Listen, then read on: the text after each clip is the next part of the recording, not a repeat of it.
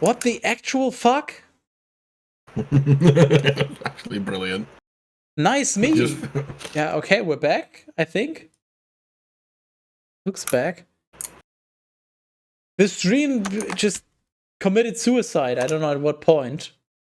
So pretty much what I told you. Everything looks fine on my end. Like, no, it doesn't say anything about disconnect or anything. It looks like I was still alive, but clearly I wasn't. So thanks, Twitch. Amazing. Yeah, I don't know what happened, but we're back.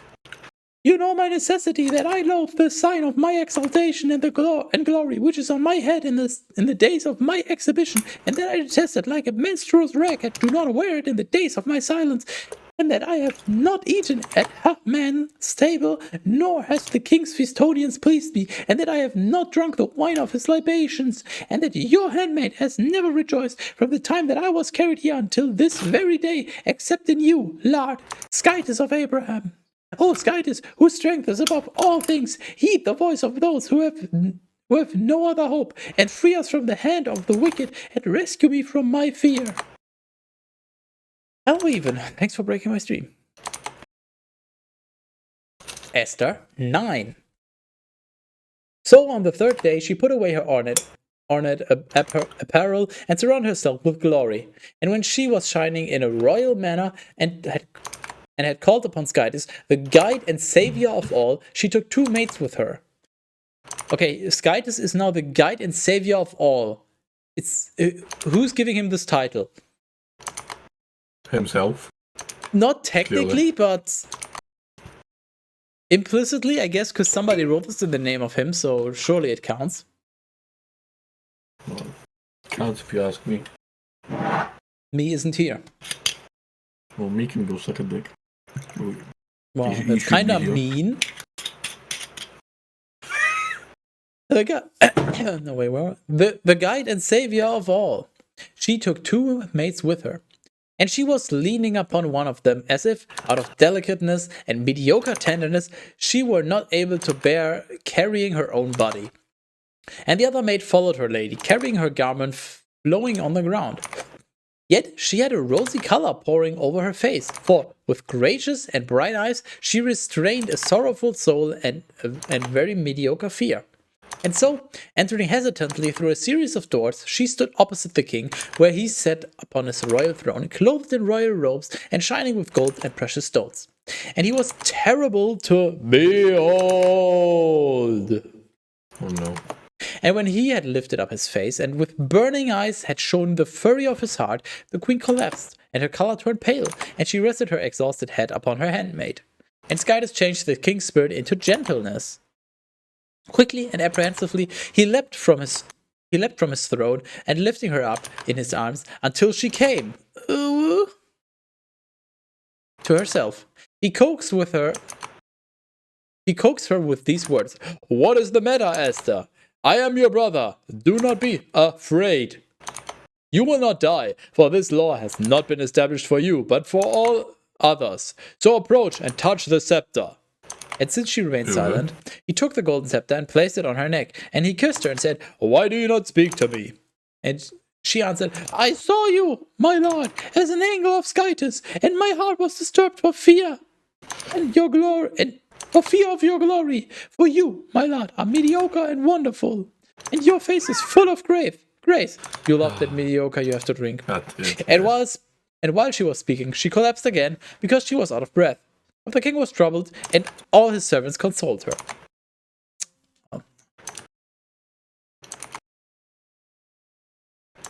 Alternate text from the Hebrew verses 17 to 18. Hold on. So we just read up to 9, Esther 9 verse 16, and now we have alternate text for 17 and 18, and then it. Apparently, yeah. Like this just cut content, like 17, 18, yeah. Yeah, it's the DLC. It's the DLC. Yeah, but it's not after. It's just DLC in the middle for some reason. Okay. Alternate text from the Hebrew Verses 17 to 18. And so, on the third day, Esther had put on her royal apparel and was standing in the atrium of the king's house, which was inside, opposite the king's hall, while he was sitting on his throne in the council room of the palace, opposite the entrance of the house. And when he saw Esther, the queen, standing there, she pleased his eyes. Just like gently rubbing his eyes until he comes. I mean, what? I think we call that crying. I'm pretty sure you would start crying if somebody did that to you. Yeah, exactly. She pleased his eyes, and he extended toward her the golden scepter.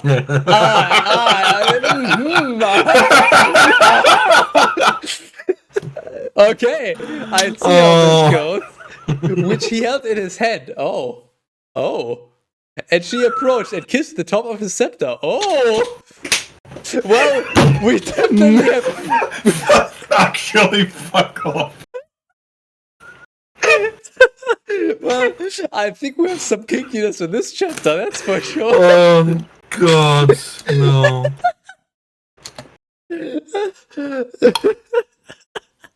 Oh.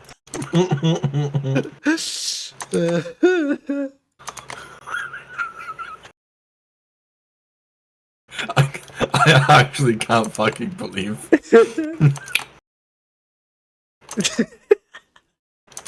You're so welcome. And the king said to her, "What do you wish, Queen Esther? What is your request?" Oh yeah, of course, now he's being complicit. Even if you ask for half of the kingdom, it will be given to you. But she responded, "If it pleases the king." Oh, I'm sure it does. I beg you to come.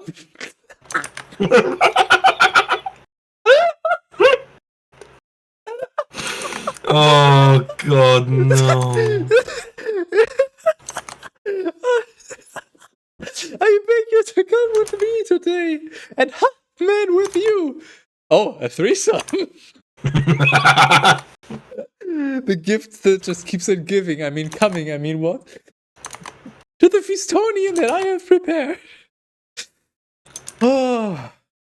And immediately the king said, "Call Haman quick, so that he may obey Esther's will." And so the king and Haman came. Wait. Is this still part of the speech?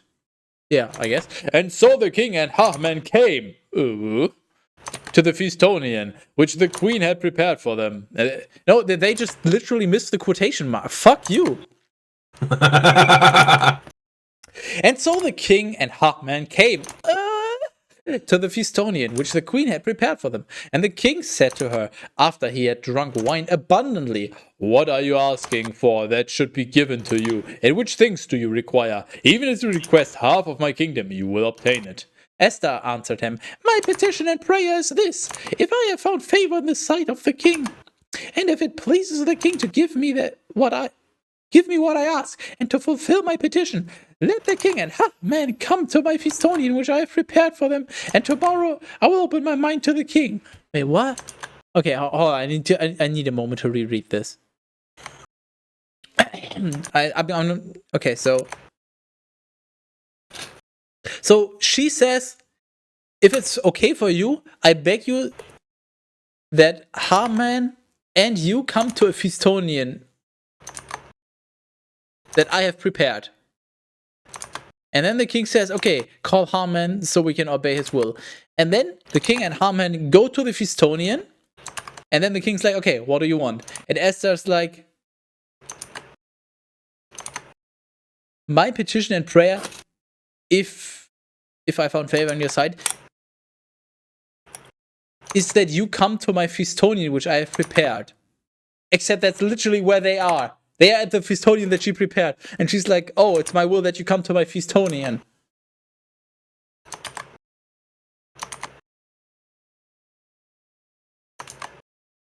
Seems legit. This is so fucking dumb. "And tomorrow I will open my mind to the king." And so Haman went out that day, joyful and cheerful. And when he saw that Mordecai was sitting in front of the gate of the palace, and that he alone did not get up for him, but did not so much as move from the palace from the place where he sat, he was very indignant. But concealing his anger and returning into his house, he gathered to him his friends and Zeresh, his wife. Zeresh. Ah, yes, I also have Zeresh in my pants. It's itchy. I mean, what? And he explained to them the mediocreness of his riches and the influence of his sons, and how, with such glory, the king had elevated him above all his rulers and servants. And after this, he said, "Also, Queen Esther has called no one else to the feastonian with the king except me. And I will be dining with the king again tomorrow.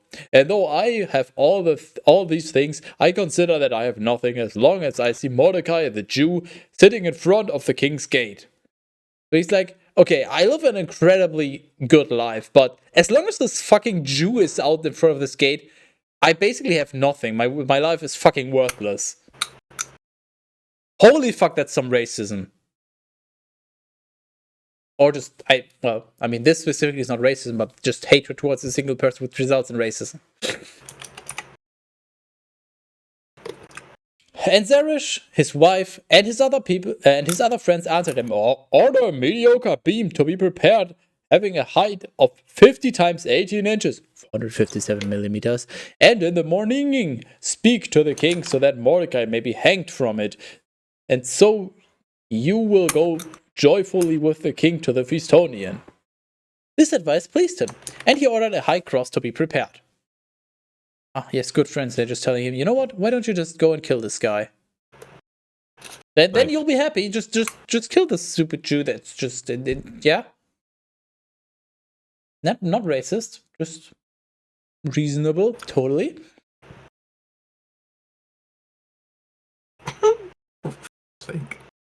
No, I thought the Bible was bad with all the sexism. Okay. I guess there's always you can always go lower. But you know what, Teras? You know what you can also do? What can you do? Go. Wow. Yeah. Crazy, I know. Outro time. We shall be back in 2 weeks, at least, with more Bible. If you want to join us, let me know. We want more people to join us for Bible. This one specifically, because this one will be special. But even if you're not joining, be here in 2 weeks. Saturday in 2 weeks. We will have some special Bible reading. It will be interesting. It will be unique. And it will have a lot of never before seen things. That much I can assure. Other than that, well, I will be back on Monday. More Red Faction Guerrilla. And who knows, if I rage quit, then maybe something else. Iron E. I do now. Yeah, otherwise, next Saturday, who the fuck knows? As always. Something else, not Bible. Because Bible will be in 2 weeks. We are rating me because me is me, and not you. So obviously we're rating me.